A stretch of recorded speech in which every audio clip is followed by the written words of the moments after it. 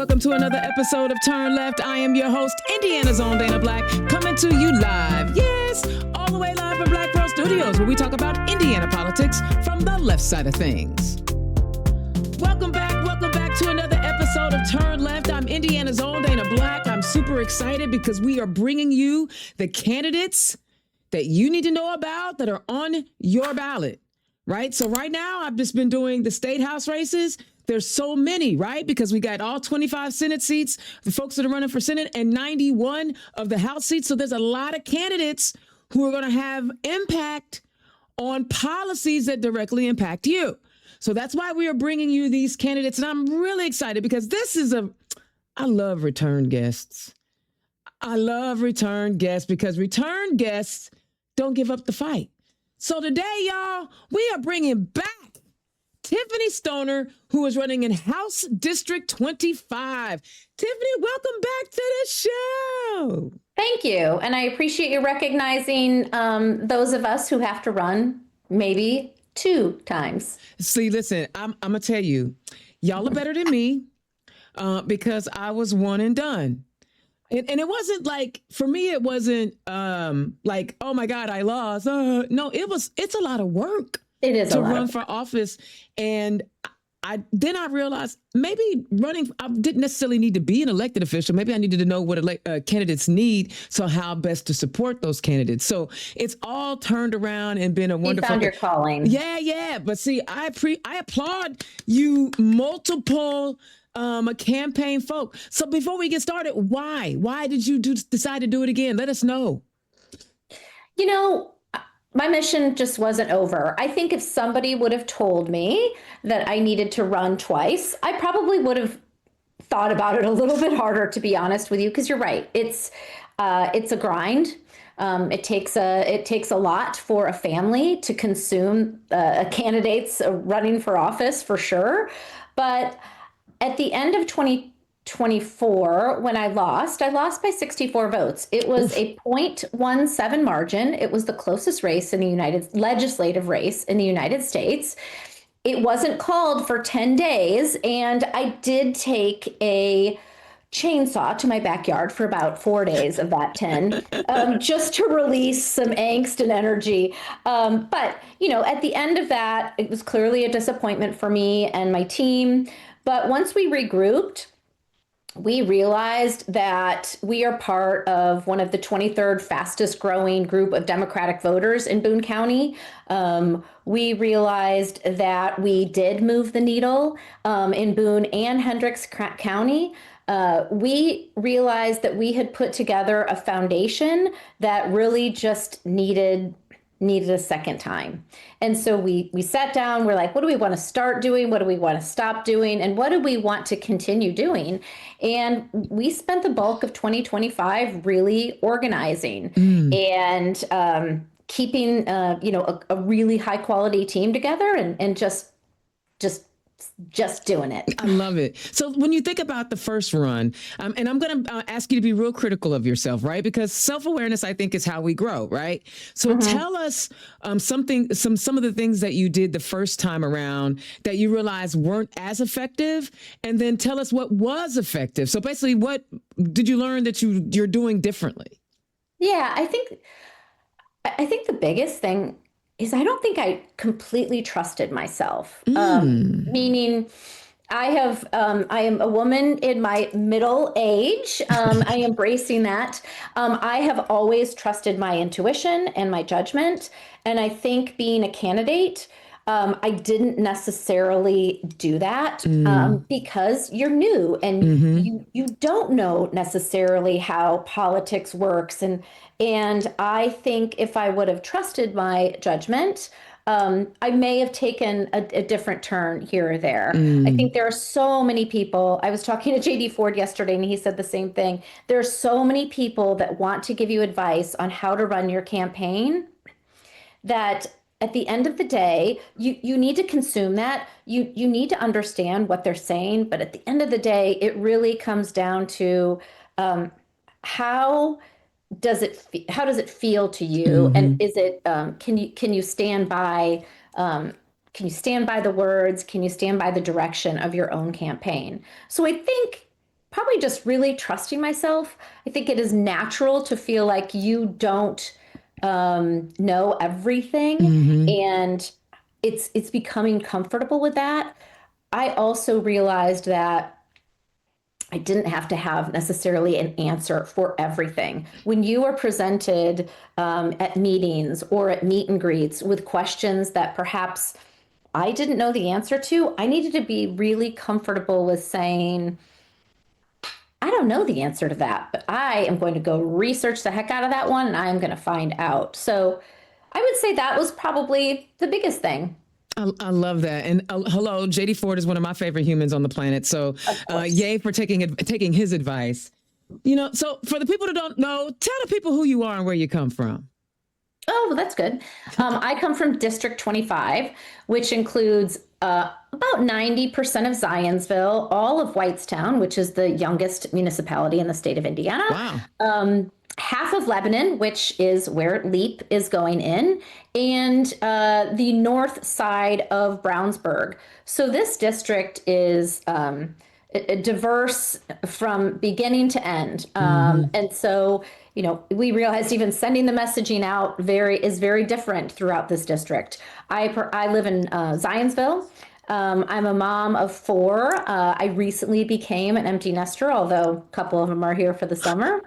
But I'm a small business owner, and I worked for Accenture in computer networking for the bulk of my career, about 18 years, and then left to really just be a mom and start my small business. So I have been kind of a jack of all trades for a while. I love that. A Janice of all trades, because Jack Yeah, ain't the only one, Janet of all right? trades. So did you grow Correct. up here in Indiana? I didn't. No, I grew up in Chicago, I grew up in Hinsdale, Illinois, and I lived with my father, and my mother lived down in the city, so I kind of went between both of them. Okay. And I went to Ball State, and so met the love of my life at Ball State. He happened to be in the ROTC program, and really, when we graduated with our masters, we both went to the same master's program, and we both got hired by Anderson Consulting, now Accenture.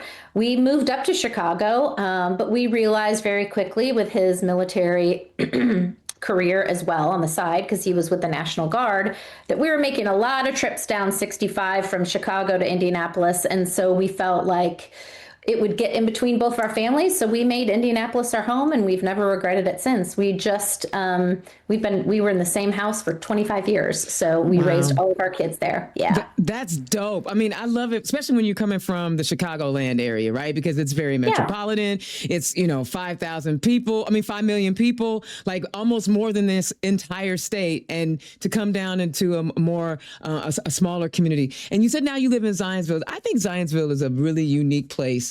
But share with us some of the things that you love about living both in Zionsville and in District 25. Well, like I said, if this district there is so much happening here. What I love to see is the changing of this community. When I moved here, in particular to Zionsville, there were 7,500 people that lived here. We've seen a tremendous growth because there are now almost, let's say, about 35,000. Okay. So we've seen this become a growing community, but we've seen how growth can be done well. We've seen Whitestown, again, like I said, become the youngest municipality in the state of Indiana. When we are knocking on doors, I love that there are people from each coast. There are people that were born and raised here. There are single people. There are married people. We are seeing just a really diverse community. And that's probably the best part. I think people are always scared about knocking on doors. It is probably my most favorite thing about a campaign. Mine too, because that's when you get to find out what people are really concerned about. Right? You do. I mean, they don't most people get bored with surveys and they only say so much on social media because it lives forever. But you can knock on a door and talk to somebody. I agree. All right. You said you were a tech nerd. I'm a pseudo tech nerd. Ooh, okay. My degrees are in information systems. So mine too. Ah, so we like to look at the big pictures and help. I used to like to look at the big picture and help organizations understand what tools and technology they need. What did you do?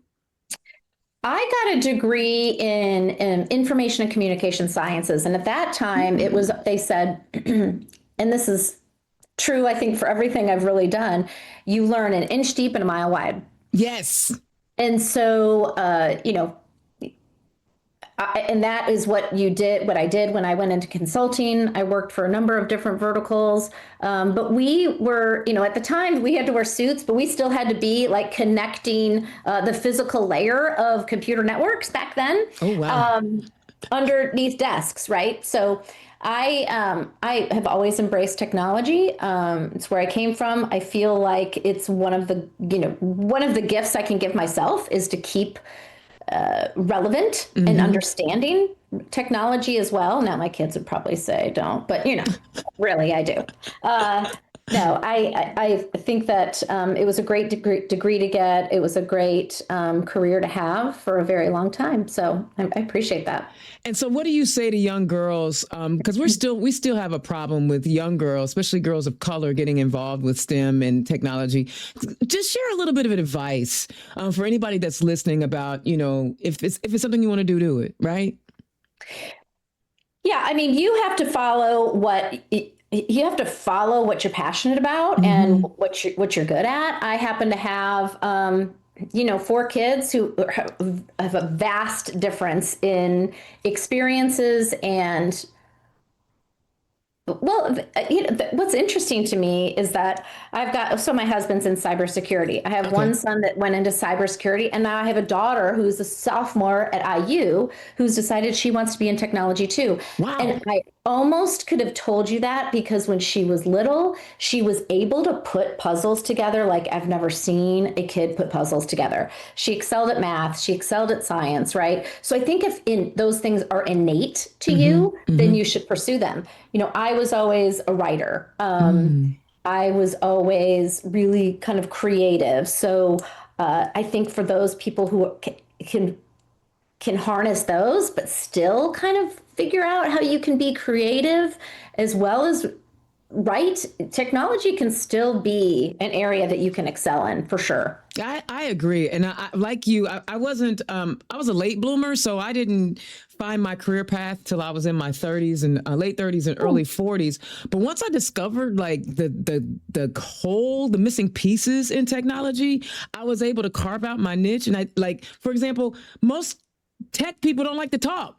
They would rather, especially, you know what I mean? Right. They don't like to talk. They don't like to, you got to be able to communicate with the finance people so you can get the funding and you got to talk to the customers. So I was able to carve out my space in technology because I'm not as detail oriented as other folks. And I just love when I get a chance to talk technology, especially with other women, when I think about, our roles in technology. Yeah. No, I love that. And I think you're right. Parlaying that into something new, which you clearly have done, is really kind of interesting. So no, I think even with AI coming up, I'm telling you, there is still a lot for us all to figure out what to do. My gosh. Yeah. Speaking of AI, you guys got that Leap Center coming up, Leap project coming up in Lebanon. I've talked to multiple candidates this year, and they have discussed the concerns that residents have about the Leap project. Tell us what you've learned in talking to residents when it comes to the LEAP project. Well, let me play devil's advocate a little bit. Okay. Because I always think it bears saying what's good and what's bad about a project. Okay. I think LEAP started for all of the right reasons, and they mainly were like advanced technology. Let's get advanced technology here in Indiana, especially when you think about where it's located. It's in between some of our best universities. It's in between Purdue, IU, Butler, Rose-Hulman, Notre Dame, Ball State. If we want to keep people here, what a right thing to be able to offer people in advanced technology, right? Right. So I think it started for all the right reasons, not to mention location-wise, taking aside all of the problems we're having with water and electricity right now, plopping it down kind of north of the city with corridors along, 70 and 65, not another bad idea, right? Right, right. So I think originally, in an essence, we wanted to be competitive in the technology space, and it was for probably all of the right reasons. We want to keep young people here. I want my kids to come back and live here someday. I want them to fly away for a while, but I would love for Indiana to be their home, and I would love for them to contribute here and have a high quality career here. The difference is, I think, let's flash forward, and we know what we know in hindsight. We know that a lot of agricultural land, high quality agricultural land, was kind of consumed on the down low, going from farmer to farmer, asking them to sign NDAs, annexing all of that into Lebanon without people having any knowledge that lived there and a say so, I think became a really big problem. I think now we're in a place where originally where they thought they would get water for LEAP, they can't. And so they went looking for it, and it's still not an ideal. No, because they're going to take it from Indianapolis Eagle Creek, and I ain't liking that at all. Correct.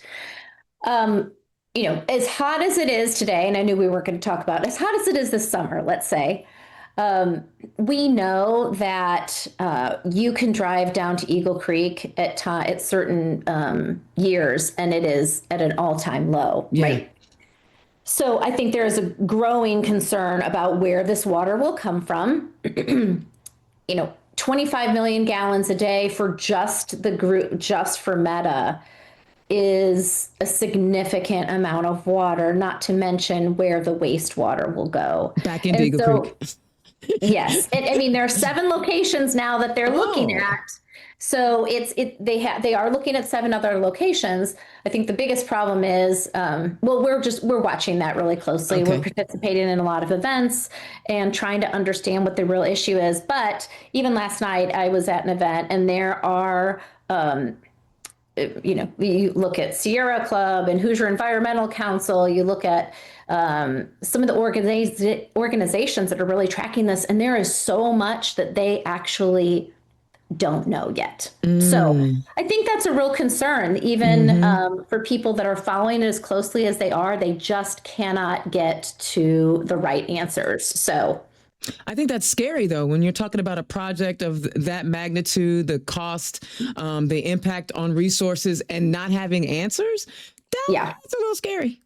It is, especially because, and here's the biggest thing, it's scary because they've already started building. If you go up 65 and you look out to the west, and if it's at night, you almost feel like you are on the moon. It's that bright. And so fact is they are already building it, and there's a lot of still unanswered questions. But, I've said for a long time, I think data centers don't belong in our communities unless they are benefiting our communities. Absolutely. And that's what I think that we have to look like. That's what I think we have to keep focused on. But one of the things I heard last night that I thought was really interesting was that, big tech has been kind of peddling with lawmakers, local officials, regulators to kind of get these sweetheart backroom deals. And while all of the information is being kept confidential to the residents living nearby. Yeah. And I think if we really wanted to be good citizens and good Hoosiers, making the right choices for people, we'd be as transparent as possible. And we would get buy-in from residents nearby early on, so that we can anticipate these problems and we don't have these problems. Yeah. But I am one, and probably you, that has embraced technology. I use AI to do some things every now and then, but I really do feel like we've got to figure out how we can still make sure we are protecting our people, we're protecting land, but that we are protecting our environment too. So, absolutely. And our resources. Water, electricity, just the amount of information that came out us last night was pretty amazing. I think think you're right though. Like if everything was such a great idea, you wouldn't need to keep it a secret, right? No. Like now I'm not a big fan of Chicago Bears moving out of Chicago, but I don't live up there. But I mean, they were screaming about the new stadium in Hammond. Oh my God, it's a new stadium. It'll bring jobs. It's like, so if it's something that they think is good for the community, they don't have a problem sharing all of it. But I read an article, and I don't know if you have actually seen this, and I wish I remember where I read it. But they were giving talking points to data center bosses, essentially, on how to circumvent public testimony. Like they were giving them tips and tricks on how to keep the movement of a data center coming into a community quiet to avoid the resistance. And I feel like, but I think ultimately you're only going to have a bigger resistance. Yeah. I mean, really, if people felt like that they had the information at their fingertips and they could make a good decision, I think people are more up in arms because there's so much that we don't know. Yeah. And, you look up in Lebanon, this is a small community, a agricultural, blue collar community. People are getting priced out of their homes. Yes. Their rents are skyrocketing. They're having to move. I mean, this has really uprooted a number of different of people. And I can completely empathize with how that has changed their life. So again, I think we just not 100% against data centers. I just don't think we should have free rides for data centers, especially when you talk about the tax abatements they're getting. 50-year tax abatement, Tiffany. Why 50 years? The thing will be outdated in 50 years. Well, you and I come both from a technology background. And so the data centers, the local data centers that we were talking about for our clients took up large rooms, right? Yeah.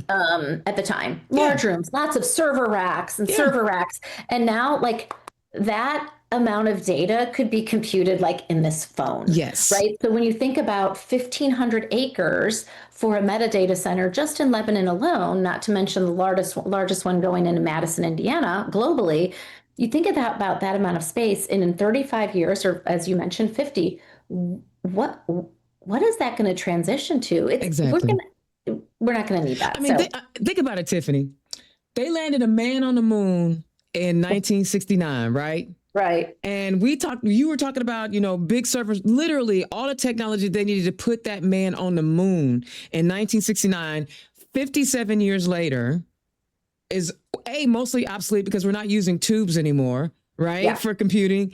And B, like it has all shrank down and gotten faster and smaller. And I feel like our state house legislators on the other side have just kind of sold us out as citizens.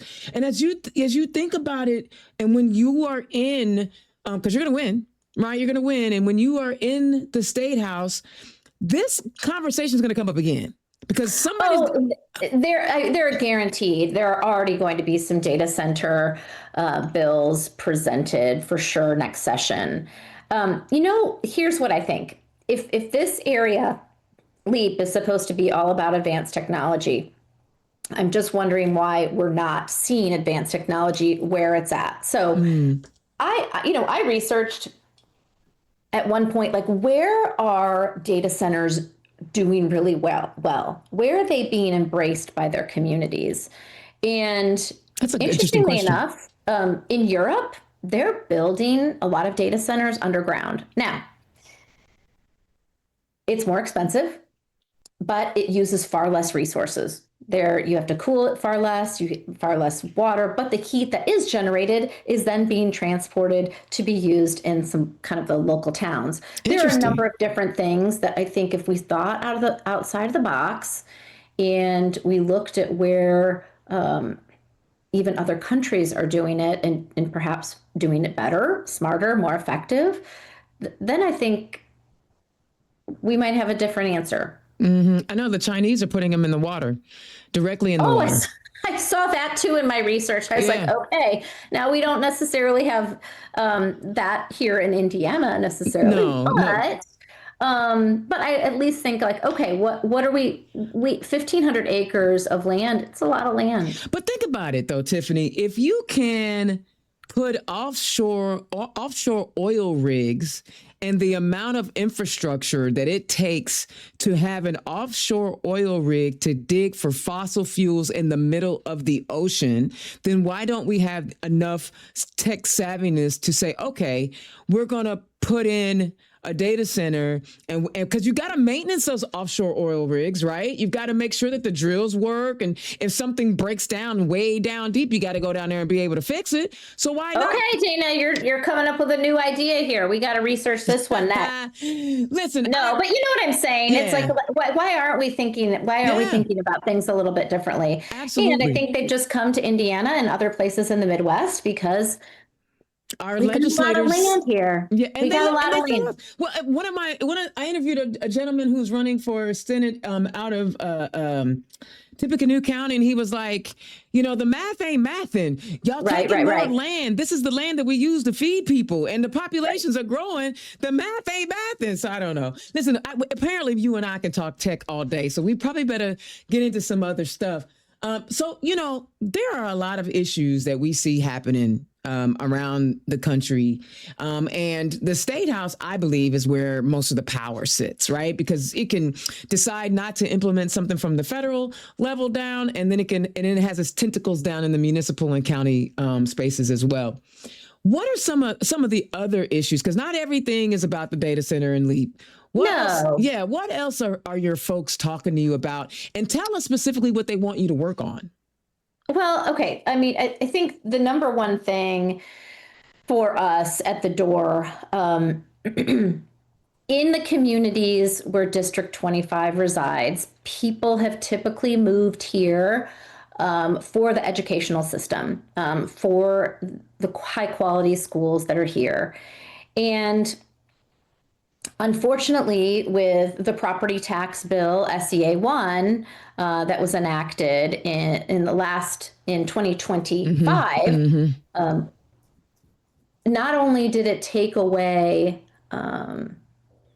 it really just, honestly, Dana, it kicked the can down to the local municipalities and the school districts and the public safety officials to try to figure out how they were going to make still offer the same services, but for less. And so there has not been a single Republican elected official that I have spoken with or have listened to at events that have not addressed SEA 1 as being a significant problem to governing locally. Interesting, but they voted for it. They voted for it. Some even testified against it. Okay. So our mayor, let's see, the Carmel mayor. The Carmel mayor. Yep. They all testified against it. But I don't think, here's what somebody kind of gave me challenged me, if you will. Okay. He's a town manager in a local, I won't even call him out. He's a town manager in a town near here. And he said, hey, I want you to go through my budget line item by line item, because he said, I don't think a single legislator did that. I think they thought, you even heard on the floor where some legislators said, their budgets are too big for public safety or for local towns or even for school districts. Like they're living high on the hog. 3 years ago, they were mad because wait a minute, 3 years ago, they were getting on us for defunding the police. Yeah. I mean, my opponent, Becky Cash, even said they've got to tighten their belts. Now, so he said, I want you to go through my budget online, line item by line item. And I want you to tell me where you think there is any exorbitant spending, he said, even based on our population, how many public safety officials, firemen and police, we should have for I want you to go research what the population is of my town and how many suggested police and fire we should have for this many people in the town. I mean, it was, they're down like 14 people. Okay. That's just one town, right? So I think the biggest issues we're seeing is public education was stripped, public safety was stripped, and they've got to figure out how they're going to do it. This was a property tax promise by Governor Braun during his campaign that he would lower people's property taxes. And it fell very short of property tax reform. It gave every homeowner essentially up to a $300 credit. Now, I don't want to discount it all, Dana, that $300 for some families is a week's worth of groceries, right? But what it did to our school systems and what it did to our local towns, I don't think was worth the squeeze. Yeah, I agree. So we need to put students' success first. We need to invest in our public schools. We need to recruit and retain good teachers. And what we need to for sure end is what I call, people don't know what vouchers are. They just don't. We call them taxpayer subsidies for private and unaccountable charter schools. Interesting. Because for people that were already sending their child to a private school and could afford it, they are taking money away from many school systems that still have to offer the same services. They still have to offer special education. They still have to offer extracurricular activities and school counselors. So, in one example, I have two about that actually. In one meet and greet, I had a family tell me they were just going on a nicer vacation now because they could apply for a voucher once there was no family income. No cap, no max. No cap. Another family told me that they did apply to a private school. They had more of a, I'll say average to above average daughter scholastically. And then they had a son who was more on the special needs spectrum with an IEP. And the daughter was accepted into the school and the son wasn't. So here's a perfect example. Every public school system still has to take every child. And it's more than 90% of Hoosier children. So we have to invest in the success of our kids. I said in the beginning, I want my kids and yours and our friends to come live back here someday, but we have to have an investment in them. The other thing we're hearing about, obviously, when they're younger families, is just the investment in childcare and the availability of that, because it's not at that point just childcare. This is an economic problem. If a parent cannot get to work because there's a lack of childcare, quality childcare, it is an economic problem. Absolutely. We're hearing about the rising cost of utilities, certainly. And what do they, there's an opportunity when you win, because I feel it in my bones. You can't be 64 votes away from a win. And now you have more name recognition. And now you have people who are totally ticked off at what's happening. So you're going to win. Thank you. When you win, what is the first piece of legislation you're going to write or sponsor or work with? What is that first piece of legislation you're going to do? So interestingly enough, I have 6 interns this summer. Wow. Yes, it was. And honestly, Dana, they all came to us in a very organic way. That's so dope. They came to us because these are young people. I mean, talk about getting jazzed and excited about possibility of young people. These are young people that they want to serve someday, right? I mean, they are interested in, when I hear them in our headquarters talking, I am telling you without a doubt, I was never thinking about this level of government that they are. They are well informed. They have spent a long time already really understanding the issues and understanding where they fit in the issues. And as young people, they are absolutely 100%. They want to make a difference. So I am so grateful that they have joined. Now, to answer your question, though, while they are knocking doors, the bulk of their time, we have a lot of special projects that they've been working on too. And some of them are looking at research topics of some potential legislation that I would be interested in pursuing. So I don't know if that's if I'm letting a cat out of the bag at all, but if you don't want to give details on some special sauce that you're putting together, that's okay. Yeah. Well, here's the thing I will say. Here's one thing I'll say. I feel like, well, let me talk about it from a personal standpoint. Okay. My husband is in the National Guard. Actually come back to the National Guard. And one of the things that I feel like we don't do well with guardsmen is we don't have required mandatory counseling or mental health screenings upon their return from deployment. Interesting. I think investing in their mental health is one of the most important things we can do for them once they have returned. From a personal standpoint, I have 4 children, 3 of which came from IVF.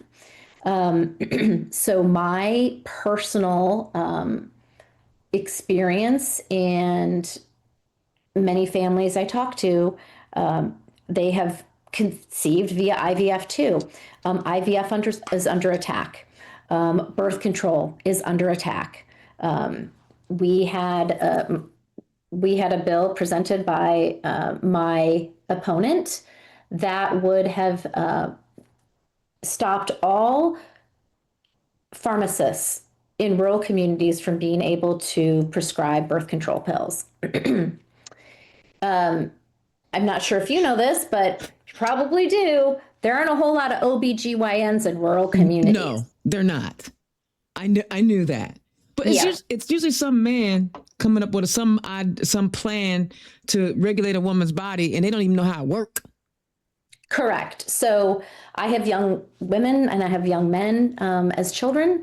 And so I want them to have all of those rights and abilities. And I would say, just by the pure nature of my name, Stoner, I would love to see a Stoner bill presented. I believe Governor Braun, I agreed with Governor Braun, rather, when he said that we need to hear a cannabis bill. We're one of, I think, data check me here, I think we're one of only 7 states in the country that has not heard a bill on cannabis, whether it be for legalization from a medical standpoint or from a recreational. And we are missing out on about, let's say, $350 million in tax revenue a year because we are surrounded 360 degrees by legalization in one form and another. So if you go across the border and park at one of those, I always call them apothecaries. What are they called? Dispensaries. You'll see Indiana plates. Like, why can't we at least have the discussion within the State House on the floor? Let's talk about what it could provide to the state of Indiana. What could we provide? Could we provide early education for children? What could we solve here? Yeah. And could we give farmers another crop in which to transition? Those folks always believe prohibition works because it's always worked. Prohibition always works. I'm all for the Stoner bill, but there are other things. I like the Stoner bill. Yeah. I like the Stoner bill. But there are all kinds of things that we're looking into. Some are regarding data centers and really some of the issues around transparency. We have some ideas of what we feel like could be some good legislation. It sounds like some good stuff. What I'm gonna say is this: it is obvious to me, and hopefully to my listeners, to our listeners, that you are a professional when it comes to this trying to become an elected official. Because the fact that you have young people willing to come and work on your campaign, they see something in you. Young people, they can smell BS a mile away. Yeah, no kidding. And they not messing with old people like us unless we are about the right stuff, about the correct stuff, right? They not rocking with us. And so but they'll argue with me, Dana. I love that. I mean, we have had like kangaroo court. We've had debates in our headquarters about certain issues. And I love that they have gotten me to think differently. Yes, I feel the same way because at Act Blue, with most of my colleagues are under 30. Right. Most of the people that I work with directly are under 30. I'm 56. So you can just imagine, we have different perspectives, different way of seeing things. We may want the same thing, but have a different approach to getting it there, getting there. Like it is, young people make things happen. And I think what we do is older folk, middle-aged folk, Gen Xers, boomers, whatever, we don't make enough space for these folks to come in with their ideas. We don't know if they're going to work or not. So shut up and let them try. Yeah. Anyway, back to you. I see that you are ready to be a legislator. And let me say why. You are already talking about, I have my volunteers, my interns research. Someone asked me to look at my budget and I went through it line by line. I researched this. I looked up that. That is the type of leader that we need in our state house. Someone who is going to, even the way you explained the LEAP project, you look at things from a holistic perspective. And Tiffany, we need more of that in our state house to not only look at the benefits to shareholders, but the potential pitfalls to humans. And I think when you win, it'll be a nice, refreshing change in the state house. So tell the people where they can find you. TiffanyStoner.com. And I'm on all those socials. I got interns making all kinds of fun little videos, and we're working on putting out like real good, good content as well. So people know where I stand on certain priorities. I spend, just to that end, Dana, I spend probably more time meeting with Republicans than I do Democrats. Interesting. I always call people that kind of leave negative comments because I want to talk to them and I want to kind of tamper down the kind of divisiveness that seems to be very prevalent on social media. And when you call somebody that has left a message, maybe not too kind on your social media, gosh, things turn around very quickly, and you realize that actually you probably have more in common than you think. You're a better woman than me because I can't give him that energy. But you're running for office, and it's different. You kind of have to. Yeah, honestly, there were 1,200 people. Let's just say roughly. You can data check me on that, but about 1,200 people that voted for both me and Donald Trump. Make it make sense, but I think people realized that I was willing to sit down and understand the issues that they had. And I love that. I love that. Anyways, all the socials, TiffanyStoner.com. I would love for people to follow along, and we've got all kinds of events coming up too. You may have come up a little short 2 years ago, but I believe you're going to go over the top and you're going to take some Democrats with you. I think we're going to find there are going to be a few big surprises. I think so. Throughout some of our rural communities, we're going to have some surprises. I think so. I also think that the Indiana Republican Party is overplaying their hand. I think, I don't think they realize how much harm they've actually caused people. And if they do know, they're acting like they don't care. And that's even worse. So I believe that we are going to make a huge difference. All right, Tiffany Stoner, running in House District 25. Thank you so much for your time. This was a great conversation. This is how I like conversations to be on Turn Left, where we just chopping it up. I really do appreciate your time. Well, I appreciate yours. Listen, one of the things now, I just gave her all the props in the world for being the professional, wanting to be an elected official. And she's got this amazing team. But you know what she didn't do? And I'm going to do it for her. Click her donate link.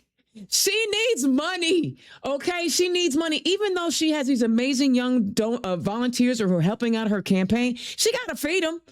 She gotta give them something. You can't just have volunteers working for you and not offering them something. So your donations will go to help her run. This campaign sounds amazing, right? It's very well run. It sounds like a well-oiled machine. It sounds like she has everything she needs to be successful. And she learned from the last time. So consider becoming a $5, $10, $20 recurring donor if you can. And whatever you have, let's share it. I know we want to live in our minds in a post-Citizens United world, but that's not where we live. We live in a world where it costs money to connect with the voters. So click her donate link, figure out how you go to her website, The donate link's right there. So all you got to do is scroll down. There it is. But go to her website and sign up to be a volunteer because she's going to need those folks to knock on doors. She's going to need people to make phone calls for her, okay? Because in order for us to win, we got to touch the voters. All right, y'all. Indiana's own Dana Black. Turn left. Thank you so much for tuning in. I will holler at you next time. Peace. Turn Left is the property of Black Pearl IT Solutions, executive producer, Indiana's own Dana Black. Music by Dorian and 22 from Pixabay.